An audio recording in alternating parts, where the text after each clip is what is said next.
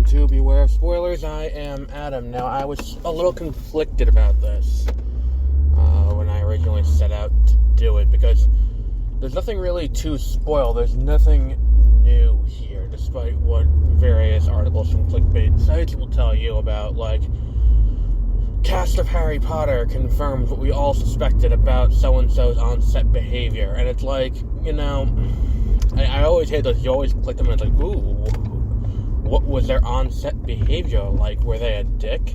And it's like, you click on it and it's like, they were great.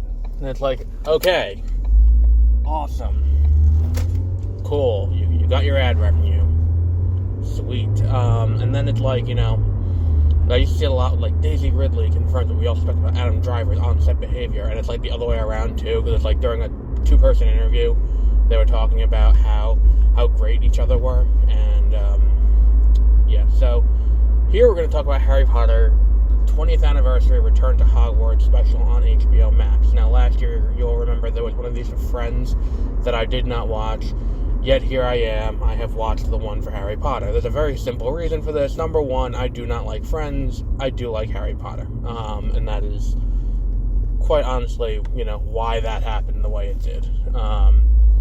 Now, is this necessarily a good use of time to watch?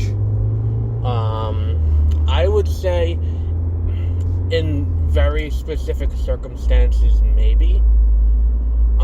If you are a Harry Potter fan and you want to see a corporate...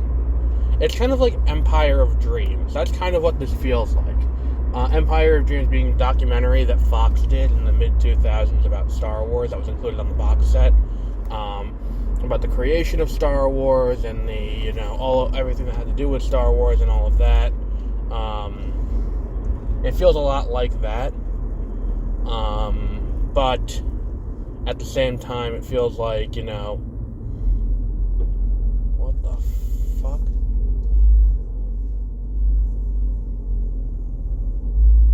I don't know. I just witnessed something bizarre. Anyway, here we are, we're watching, like, you know, I watched this documentary. And calling it a documentary is, I don't want to say a loose way of defining what this is, because it is a documentary. I'm not going to deny that. It is kind of more, it is more of a reunion special or a retrospective or something of that nature, where it's like, you know, it is the story of, you know, how it got made, but at the same time, not really how it got made, because, like, look, you can go deeper, you can always go deeper on it. Really what this is, it's a very lengthy exercise, to attempt to remove J.K. Rowling from the proceedings, going into next year. Because J.K. Rowling has been kind of not presenting herself on the best stage, ostracizing fans of Harry Potter who have always seen it as, you know, Harry Potter has always been kind of a, like a lodestar almost. I don't know if that's the right word, but it is kind of like a comfort for people who are in the LGBT community, and, you know, not specifically them, but anyone who has felt ostracized and left out of society. And here she is saying, this one specific group who has felt, you know, comforted by what I've done, no, you don't count. So it's not putting the best foot forward, to say the very least. It is, you know, grossly inappropriate. But, you know, people are going to feel the way they want to feel. And it's like, you know, they need to remove her from the proceedings, in so much as, if she is there, it's going to hurt ticket sales. If she is there, it is going to hurt, like, you know, game sales for Hogwarts Legacy. If she is there, it's going to, like, really, it's just kind of this cascading ripple effect of her being there is no longer the benefit that it was when it was announced Fantastic Beasts was coming out back in 2016, and it was you know, it was announced she'd be writing all three movies. It's kind of, you know, it has to be, you know, addressed to an extent. Of course, I get stuck behind the motherfucker who goes 20 in the school zone. Anyway, I shouldn't even be mad because this is where I got pulled over for speeding once. Anyway, it's kind of like, you know, and it's so bizarre to me that the speed limit's 20 in a school zone because cars can't, like, physically go 20 without, like, almost going to a complete stop. So anyway, what was I saying? Harry Potter. So yeah, it's cool that everyone's back. We have, like, you know, Daniel Radcliffe and Emma Watson have both been in movies. You know, since Harry Potter, Rupert Grint has kind of fallen off the grid because he has, you know, a kid and a wife and all of that.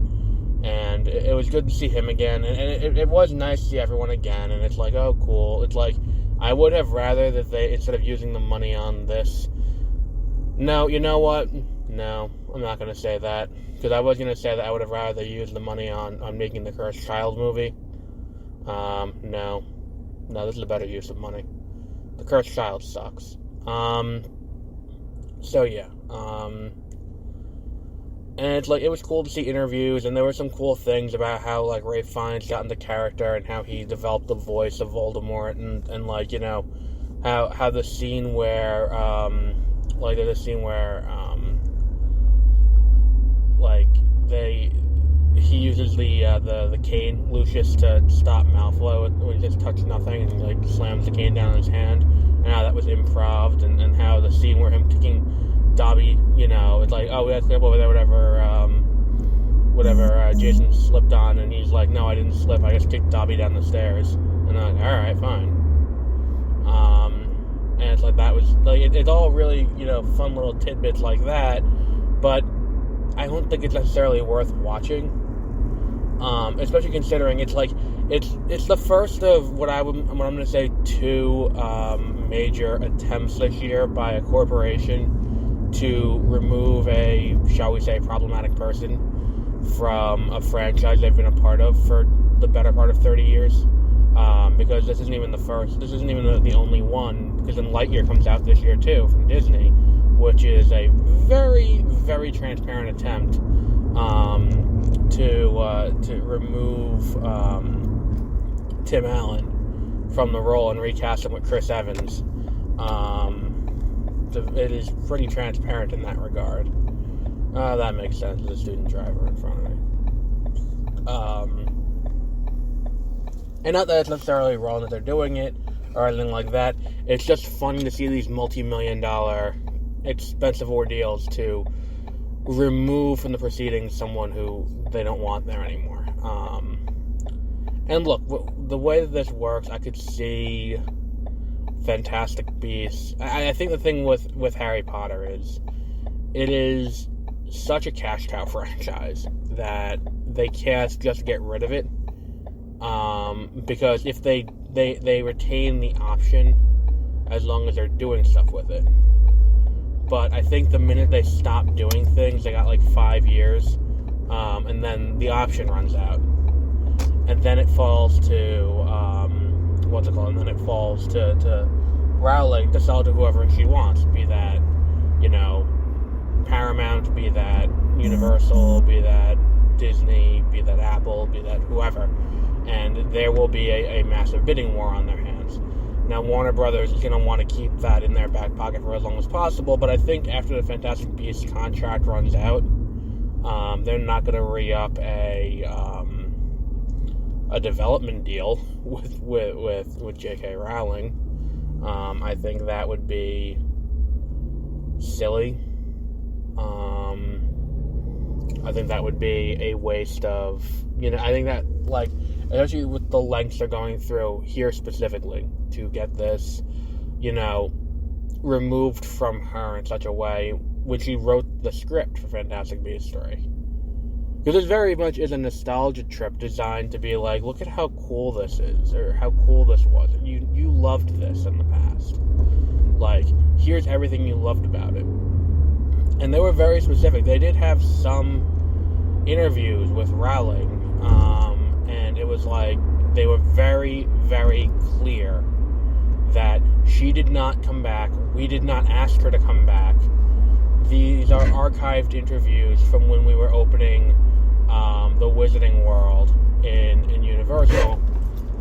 They were very clear about that because they did not want to create the illusion that we brought her back for this and she is still 100% on board.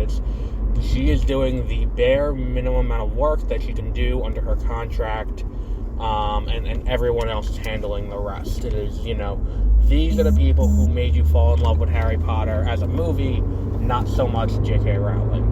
So it very much is like, look at the actors back again. Look at the actors all interacting with each other, and look, here's Daniel Radcliffe and, I forgot her name, who played Bellatrix, just kind of hanging out and talking. And it's like, I understand it. I completely understand why, even if I don't agree with the fact that it necessarily needed to happen. But I think that, if someone is so incensed by Rowling's comments that they are not going to see Fantastic Beasts 3, this is not going to change their minds any. Because she's still involved with Fantastic Beasts 3. This isn't going to be the thing that's going to be like, oh, well, yeah, she created it, and yeah, she wrote the screenplay and all of that, but I'm willing to look the other way just to, just because I like, I like this.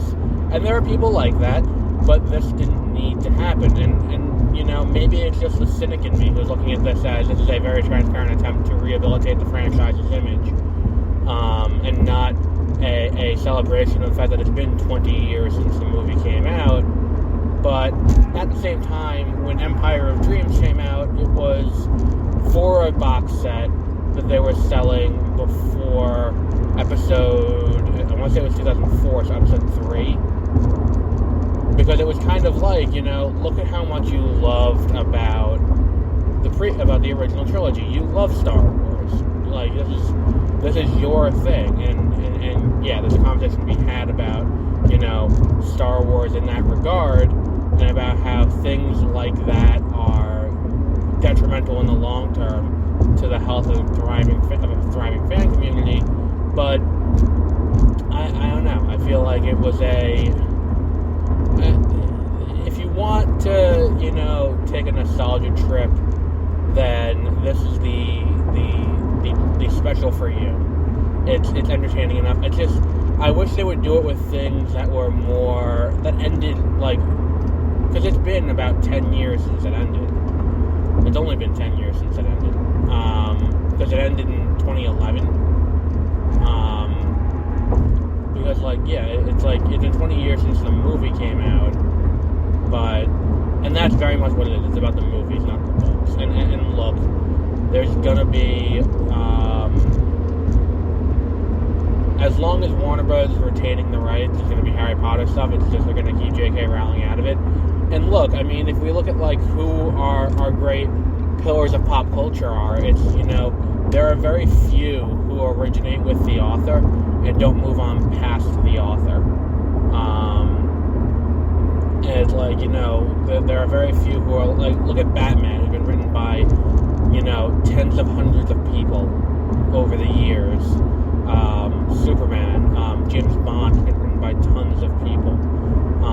Sherlock Holmes, all of these enduring mainstays of pop culture over the decades have gone beyond what the original author, did with the character. And I think that's a necessary step towards immortalizing a character. And then should Harry Potter just, should they decide they don't want to,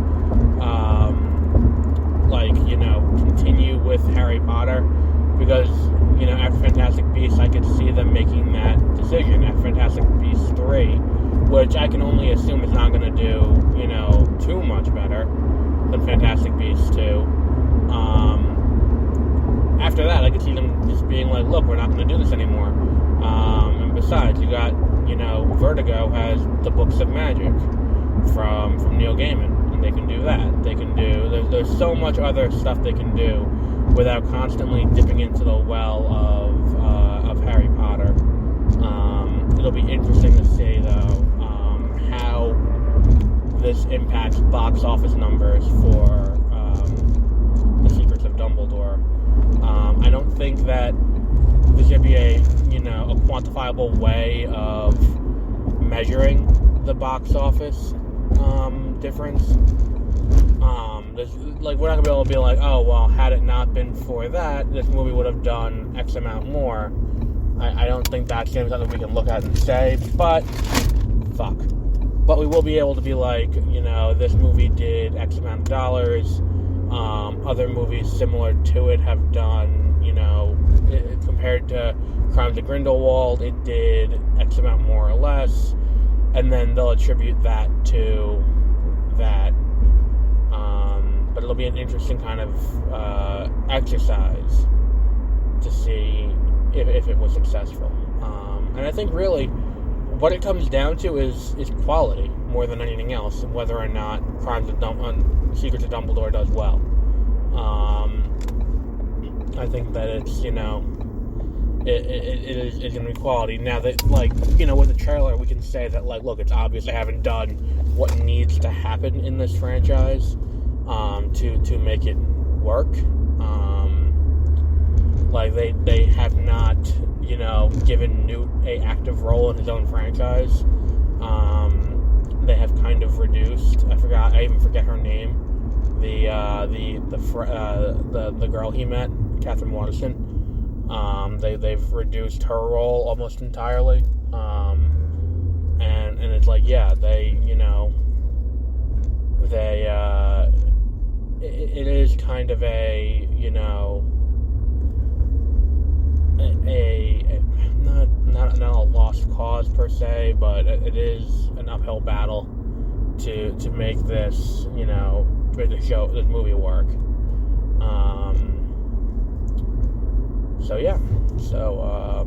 We'll wrap up there for today.